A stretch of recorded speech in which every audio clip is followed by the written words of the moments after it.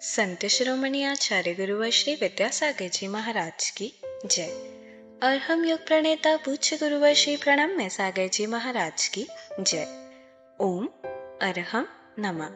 स्वाध्याय प्रेमी बंधुओं, श्री तत्वार्थ सूत्र ग्रंथराज जी के छठे अध्याय की कक्षा में आप सभी का स्वागत है। इन्हें है सर्वज्ञ देव द्वारा बताए मनोविज्ञान की कक्षा की ओर और समझते हैं जीव और पुद्गल के मिलने से होने वाले कर्मों के आश्रव को। मोक्षमार्गस्य नेतारं भेत्तारं कर्मभूरतां ज्ञातारं विश्वतत्त्वानां वन्दे तद्गुणलब्धये। देवादिदेव आदिम तीर्थंकर श्री ऋषभनाथ भगवान की, वर्तमान शासन नायक श्री वर्धमान महावीर भगवान की, परम पूज्य आचार्य गुरुवर श्री विद्यासागर जी महाराज की। श्रुतमा ने जो केवली भगवान ने कहा था उसको जो विशेष ज्ञान के धारी होते हैं, ऐसे गणधर आदि जो परमेष्ठी हैं, उन्होंने उस ज्ञान को समझ कर के उसे तरह तरह से अलग अलग सब्जेक्ट वाइज उसको जो है गूंथा, उसे ग्रंथ का एक रूप दिया और उन सब के अनुसार जो उन्होंने ज्ञान मिला था, उस सब ज्ञान के अनुसार उन्होंने उसको अनुयोगों में विभाजित करके हमें वो ज्ञान पहुंचाया, हमारे तक वो ज्ञान आया। उसको बोलते हैं श्रुत ज्ञान, है ना। जिसे हम नॉलेज जो हमें शास्त्रों से मिलती है वो श्रुत ज्ञान ही कहलाता है। जो इसे हम स्क्रिप्चरल नॉलेज बोलते हैं, वो सब हमें श्रुत ज्ञान के रूप में ही हमारे सामने होती है। तो जो हमारे पास में आज शास्त्र हैं, जो आगम की एक अवधारणा जो हमें भगवान के ज्ञान से मिली, गणधर परमेष्ठी के माध्यम से हमारे पास तक आई, उसी को श्रुत कहा जाता है, आगम कहा जाता है, शास्त्र कहा जाता है, जिनवाणी कहा जाता है, परमागम कहा जाता है, सिद्धांत कहा जाता है। अब उसके विषय में भी अवर्णवाद होता है, समझ आ रहा है? उसके विषय में क्या वर्णवाद? श्रुत है तो श्रुत के विषय में ऐसा कोई श्रुत नहीं होता, कोई शास्त्र नहीं होता जो केवली के द्वारा कहा गया हो। आजकल के पढ़े लिखे बच्चे बहुत जल्दी आपसे प्रश्न कर देंगे, ऐसा कोई शास्त्र बताओ इसे भगवान ने लिखा हो। सुन रहे हो? नहीं समझ आ रहा? एक बहुत अच्छी बात यह है कि प्रश्न करने के लिए ज्ञान की जरूरत नहीं होती है। प्रश्न तो कोई भी मूर्ख भी बहुत अच्छे से अच्छा कर सकता है, और ऐसा प्रश्न कर सकता है कि बड़े से बड़ा ज्ञानी उसका उत्तर न दे पाए। समझ आ रहा है? किसी भी तरीके का कुतर्क उपस्थित कर देना, किसी भी तरीके का प्रश्न कर देना, इसके लिए ज्ञान की जरूरत नहीं है। इसके लिए तो भीतर केवल कलुषित परिणाम की आवश्यकता है, और उस कलुषित परिणाम माने भाव के माध्यम से हम कोई भी कुतर्क उपस्थित कर सकते हैं, है? हाँ, ज्ञानी के प्रश्न का तो उत्तर मिल भी जाता है लेकिन मूर्खों के प्रश्न का उत्तर नहीं मिलता कभी। समझ आ रहा है ना? और उनके प्रश्न ऐसे होते हैं कि जब उनका उत्तर नहीं मिलता तो उन्हें बड़ी प्रसन्नता होती, देखो मेरे प्रश्न का ये उत्तर नहीं दे सकते, तुम कैसे ज्ञानी हो समझ आ रहा है? तो वो अपनी उस मूर्खता पर बड़े प्रसन्न होते हैं। उन्हें ये नहीं पता होता है कि ये हमारा प्रश्न ही मूर्खतापूर्ण है। जब श्रुत की बात आती है तो हमें प्रश्न तब आना चाहिए जब हमें उसके पीछे आगे कुछ मालूम हो, और पीछे आगे मालूम हो जाएगा तो प्रश्न ही नहीं होगा। तो जब प्रश्न होता है इसका मतलब ही हमें कुछ पता ही नहीं होता है ABCD किसी चीज की, तो हम कुछ भी प्रश्न कर सकते हैं। तो इसी तरीके से जब कोई पूछता है भगवान का लिखा हुआ शास्त्र बताओ, समझ आ रहा है ना? एक बच्चे ने पूछ लिया, अगर आप अपने शास्त्रों को तीर्थंकर का जिनवाणी कहते हो, तीर्थंकर का शास्त्र कहते हो, उनका बताया हुआ कहते हो, क्या सिद्ध कर सकते हो आप कि कौन सा शास्त्र तीर्थंकरों ने लिखा है, भगवान ने लिखा है? भगवान का लिखा हुआ कोई शास्त्र दिखाओ। भगवान का लिखा हुआ कुछ नहीं होता। क्या भगवान भगवान की वाणी कहते रहते हो? समझ आ रहा है? देखो अब आपके पास कोई उत्तर नहीं समझ आ रहा है? और ना आप कोई भी उत्तर दे करके उसको संतुष्ट कर सकोगे। तो ज्ञानी कौन हुआ? समझ आ रहा है? एक छोटा सा बच्चा बिना पढ़ा लिखा भी आपके सामने प्रश्न फेंक के चला गया, आप मौन हो गए, तो ज्ञानी कौन हुआ? ज्ञानी तो वही हो गया जिसके प्रश्न का कोई उत्तर ही नहीं दे पा रहा। समझ आ रहा है? अब उसे ये तब समझाया जाए जब वो प्रश्न करने के बाद में उत्तर सुनने को भी तैयार हो। आप देखोगे जो भी व्यक्ति भीतर से कलुषित परिणाम रखते हैं वो केवल गुस्से में बस प्रश्न फेंक करके चल देते हैं और अपने आप को बड़ा लिटरेट समझ करके और बड़ा जो है पढ़ा लिखा समझ करके कि भाई प्रश्न फेंक दिया मैं चला गया, माने अब तुम अपना आंसर देते रहो, हमें कोई सुनना ही नहीं तुम्हारा मतलब। ये तरीका होता है लोगों का। समझ आ रहा है? तो ऐसी स्थिति में किसी भी प्रश्न का उत्तर तब दिया जाता है जब सामने वाला कुछ समझने की कोशिश कर रहा हो, उसके पास में कुछ नॉलेज हो या उसको समझाने के लिए भी उसके पास में कुछ टाइम हो या वो समझना चाहता हो। भगवान और लिखना, ये दोनों चीजें अपने आप में बिल्कुल उल्टी हैं। समझ आ रहा है? जो भगवान है उसे लिखने की जरूरत क्या पड़ी? लिखना एक पराधीन काम है।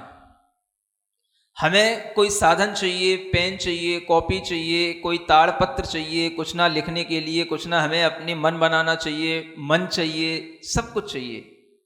और भगवान जो सब लख रहा है उसे लिखने की क्या जरूरत है? लखना और लिखना दोनों एक साथ हो ही नहीं सकते। लखना माने सब कुछ एक साथ देखना, जिसे सब कुछ दुनिया एक साथ दिखाई दे रही है, एक साथ जानने में आ रही है, वो कुछ लिखने की कोशिश क्यों करेगा? वो तो सिर्फ देख रहा है, जान रहा है, बस उसकी इतनी सी प्रवृत्ति है कि उसने कहा है, कुछ सिर्फ कहा है। कहना अलग बात है और लिखना अलग बात है। लिख करके भगवान ने कभी कोई अपनी प्रामाणिकता नहीं बताई कि ये मैंने देख लिया, ये मैंने जान लिया, ये मैंने अनुभव कर लिया, इसलिए ये मैंने लिख दिया। नहीं, लिखने वाला कोई काम नहीं। भगवान का काम सिर्फ जानना, देखना और ज्यादा से ज्यादा कहना, बोलना, बस। उस बोली को भी जो समझ ले बस वो उसके लिए है, हर कोई समझ पाए वो भी जरूरी नहीं है। तो लिखना तो एक बहुत बाद का काम हो गया। लिखा तो तब जाता है जब हम अपनी ही प्रशंसा खुद कर रहे हों या हम अपनी चीज को खुद हम प्रमाणिक बनाने के लिए कोई प्रयास कर रहे हो, तब लिखा जाता है। तो लिखना तो एक अलग काम हो गया। भगवान को ना प्रमाणिकता की जरूरत है, ना उन्हें अपनी चीज की कोई प्रस्तुति करने की, प्रशंसा करने की जरूरत है। तो उन्हें किसी भी तरह से कोई भी लिखने का काम करने का कोई मतलब ही नहीं है। और ये लिखने का काम तो बहुत बाद की बात है। भगवान की वाणी को श्रुत ज्ञान इसीलिए कहा गया कि श्रुत माने होता है सुनना। सुनो, सिर्फ सुन सुन करके जो आता गया है, सुन सुन करके जो हमारे पास तक आगे बढ़ता गया है, उसका नाम है श्रुत ज्ञान। जब सुन सुन करके इतनी स्थिति बन गई कि जब यह समझ में आने लग गया कि अब जो है सुनने से काम नहीं चलेगा, थोड़ा लिखना भी पड़ेगा क्योंकि याददाश्त कम होने लगी है, तब थोड़ा लिखना शुरू हुआ है। समझ में आ रहा है? जब तक तो हजारों वर्ष बीत गए। तो लिखने में और भगवान के कहने में बहुत टाइम का गैप हो गया। और भगवान कभी लिखते हैं नहीं, तो भगवान का लिखा हुआ तो कभी कुछ मिल नहीं सकता। भगवान का कहा हुआ मिलेगा। और उसकी प्रामाणिकता इस बात से नापी जाएगी कि जो कहा जा रहा है वह कभी भी किसी भी तरह से बाधित नहीं होता। हेतुओं से, तर्कों से, किसी भी तरह से उसको हम गलत नहीं सिद्ध कर सकते। इस तरीके के पैरामीटर बने हुए हैं न्याय करने के लिए। अब यह जो कहा जा रहा है इसी का नाम है श्रुत ज्ञान। और वो श्रुत ज्ञान जो हमारे पास में आया है, उस श्रुत ज्ञान में भी अब कैसा कहना, यही मान लो अवर्णवाद हो गया। ऐसा कोई श्रुत ज्ञान नहीं होता जो सीधा तीर्थंकर का ज्ञान हो या तीर्थंकर के द्वारा हमारे पास आया हो। ऐसा कोई ज्ञान होता ही नहीं, क्योंकि उस ज्ञान की कोई सिद्धि होती नहीं। ये क्या हो गया? यही श्रुत का अवर्णवाद हो गया। समझ आ रहा है? श्रुत के अंदर जो भी बातें लिखी हुई हैं कि जैसे व्रत करना है ना, तप त्याग करना होता है, सम्यक दर्शन इत्यादि की बातें हैं, तो इन बातों को गलत ठहराना, ये सब जितने भी लोग हैं ये अपने अपने भगवानों के नाम पर शास्त्र बना लेते हैं और शास्त्रों में ऐसी बातें लिख देते हैं जिससे कि कहना चाहिए उनसे कोई भी किसी को लाभ नहीं होता और उन शास्त्रों की बातों को मान करके किसी का कल्याण नहीं हुआ। आदमी अहंकारी हो जाता है, किसी भी बात को मानने के लिए तैयार नहीं होता है, जिद्दी हो जाता है, इसलिए इस श्रुत ज्ञान से कभी किसी का हित हुआ ही नहीं है। जितने भी जिद्दी लोग मिलेंगे सब शास्त्र को पढ़ करके जिद्दी हो जाते हैं। समझ आ रहा है? बस ये सिद्धि हो जाती है। तो इस तरह से श्रुत का अवर्णवाद ये कहलाता है, शास्त्रों का अवर्णवाद ये कहलाता है। कोई भी प्रत्यक्ष ज्ञानियों के द्वारा लिखे हुए कोई शास्त्र नहीं, कोई भी शास्त्र में तीर्थंकरों से संबंध साक्षात हो ऐसी कोई सिद्धि नहीं, किसी भी शास्त्र के माध्यम से स्वर्ग और मोक्ष जो बातें की गई हैं वो सिर्फ उनके अपने विश्वास की बातें हैं, वो बातें अपनी मनगढ़ंत होती हैं, उनमें कहीं कुछ भी नहीं होता, सब कुछ यही होता है। स्वर्ग भी यही है, नरक भी यही है, मोक्ष भी यही है। आदमी आदमी के काम में आए, सबके सुख दुख में एक समान भाव रखो, बस यही सुख है, यहीं पर स्वर्ग है, कहीं अलग स्वर्ग नहीं होता है। किताबें भरी पड़ी मिलेंगी आपको, दार्शनिकों की, प्रवचनकारों की लाइनें लगी हैं। समझ आ रहा है? स्वर्ग कोई अलग चीज नहीं होती है। अपने घर में ढंग से रह नहीं पा रहे हो, व्रत करके लड़ाई झगड़े मचा रहे हो और स्वर्ग की बातें कर रहे हो। ये अवर्णवाद कोई आपको सीखने की जरूरत नहीं है, ये सब आपके घरों में हो रहा है। समझ आ रहा है? शास्त्रों में जो पढ़ोगे वो लैंग्वेज अलग है, मैं आपको उस भाषा में सुना रहा हूं जो आपके घरों में हो रहा है। हाँ, शास्त्र में तो पढ़ पढ़ के तो आप वही फिर पंडित जैसे आप भी बन जाते हो, जितना लिखा है उतना ही बोलना है, ना उनकी समझ में आना है ना आपकी समझ में आना है। तो जो हमारे बच्चे आज बोल रहे हैं, ये हमारे बच्चे सब मिथ्यात्व की भाषा ही बोल रहे हैं। समझ आ रहा है? जो हमारे बच्चे जिस तरीके के कुतर्क कर रहे हैं या जिस तरीके की बातें वो उनके दिमाग में आ रही हैं, वो सब किससे? दर्शन मोहनी कर्म के उदय के कारण से आ रही हैं, तभी ये बातें होती हैं। तो आप ये समझो, यही मिथ्यात्व है, यही मिथ्यात्व को आश्रव कराने वाले यही भाव हैं जिसमें कि हम जो एक वैलिड स्क्रिप्चर है उसको भी हम अनवैलिड प्रूव कर देते हैं, क्योंकि वो हमारी बुद्धि का विषय है ही नहीं, हमें कुछ उसके बारे में पता ही नहीं। हम किसी भी चीज को गलत कहने के लिए स्वतंत्र हैं। इसी का नाम क्या है? अवर्णवाद। और जिसको उसके रियल नेचर की कोई नॉलेज नहीं है तो वो कभी भी उसको गलत सिद्ध कर देगा, क्योंकि उसे उससे डर नहीं है। समझ आ रहा है? आप कोई भी बात सीख गए हो उसके बाद में आप कुछ भी गलत नहीं कह पाओगे, लेकिन जिसने कुछ नहीं सीखा है वो सब गलत कह सकता है, उसे कोई डर ही नहीं है। तो शास्त्रों में लिखा है चारित्र धारण करना चाहिए, सम्यक दर्शन का पालन करना चाहिए। सम्यक दर्शन क्या होता है? कट्टरवादी बना देते हैं सब। सम्यक दर्शन क्या होता है? समझ आ रहा है? अवर्णवाद करना है तो कुछ भी कर सकते हैं। नहीं समझ आ रहा है? मतलब क्या कि आपको बीत राग भगवान पे ही श्रद्धा रखनी, माने आप कट्टरवादी हो रहे हो। शास्त्र यही सिखाते हैं, कट्टरपना सिखाते हैं, हमेशा लड़ाई झगड़ा कराना सिखाते हैं। ऐसा बोलना ये क्या हो गया? आपने समझा ही नहीं कि सम्यक दर्शन का मतलब क्या। कट्टरपने में और सम्यक दर्शन में भी कोई अंतर है कि नहीं? सम्यक दर्शन क्या केवल धर्मांध होता है या कोई अपने विवेक से चल करके सत्य सत्य का निर्णय करके प्राप्त होता है? कुछ भी आपने समझा नहीं, बस बकवास कर दी। समझ आ रहा है? और बोलना शुरू कोई भी कर सकता है। मैं भी 1 घंटा उल्टा प्रवचन कर सकता हूँ। समझ आ रहा है ना? हाँ, और आपको लगे कि हाँ वास्तव में महाराज बिल्कुल सही कह रहे हैं, आप भी मुड़ी हिलाओगे। लेकिन क्या करें, हम ऐसा कर नहीं सकते। समझ आ रहा है? तो ये एक ऐसी चीजें हैं जिसके बारे में कोई भी अपने वचनों से किसी को कुछ भी समझा सकता है। सही को गलत सिद्ध करके समझाना, किसी भी चीज का मजाक उड़ाना बहुत आसान होता है। मजाक किसका नहीं उड़ाया जाता है? एक बच्चा जो क्लास में पहुंचा है, 9th क्लास का बच्चा, 8th क्लास का बच्चा, जिसके सामने एक प्रोफेसर के रूप में एक टीचर खड़ा हुआ है, वो उसका भी मजाक बनाने में सेकंड नहीं लगते उसको। समझ आ रहा है? तो मजाक किसका नहीं बनाया जा सकता है, उल्टा किसके साथ नहीं बोला जा सकता है। कमेंट पास करना कोई नॉलेज नहीं कहलाती। किसी भी चीज के लिए हम कुछ भी उल्टा सीधा बोल दें, इसका नाम नॉलेज नहीं होती। ये तो बच्चा भी कर लेता है और करते ही रहते हैं। बच्चे कितने बड़े बड़े हेडमास्टर हों, चाहे प्रोफेसर हों, चाहे प्रिंसिपल हों, किसके कमेंट्स नहीं कर देते? समझ आ रहा है? और आपस में हंस भी लेते हैं। तो इसका मतलब ये तो नहीं हो गया कि वो बहुत उस प्रिंसिपल से ज्यादा नॉलेज वाले हो गए, उनसे ज्यादा उनको एक्सपीरियंस हो गया। समझ आ रहा है?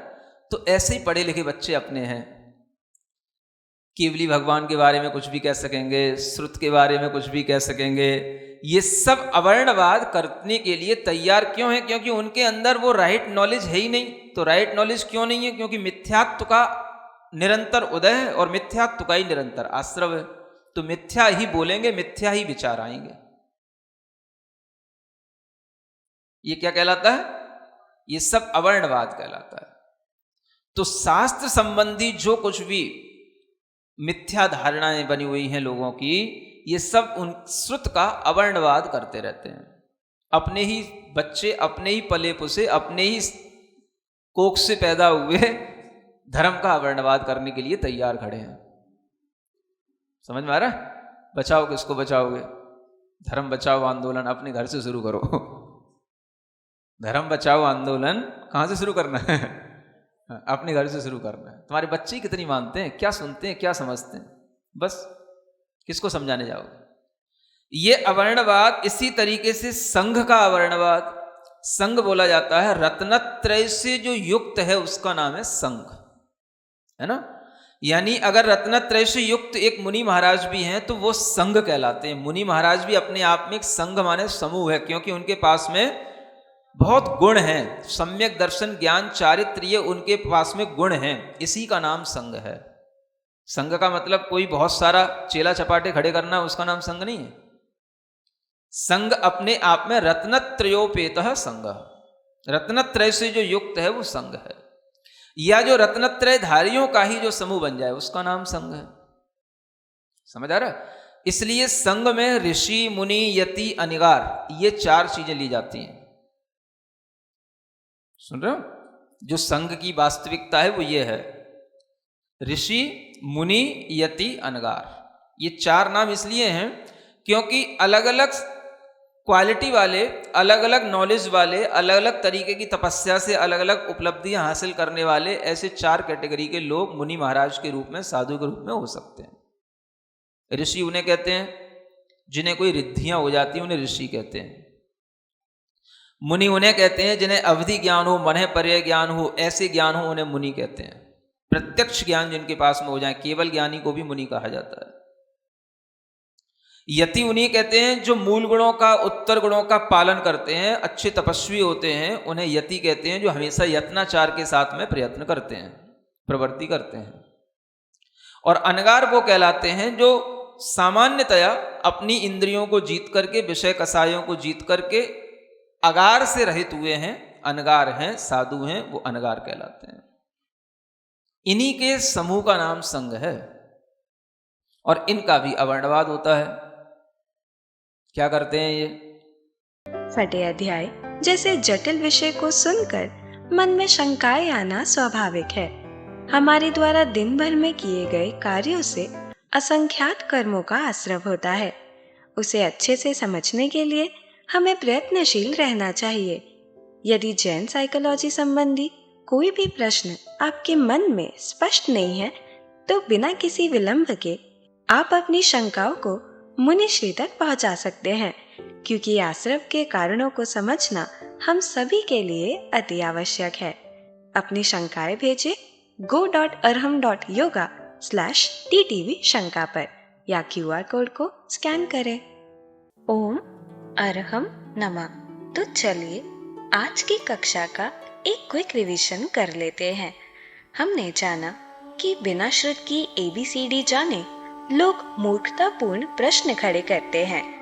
भीतर से कलुषित परिणामों के कारण वे अपने आप को बड़ा लिटरेट समझकर केवल प्रश्न फेंक कर चले जाते हैं।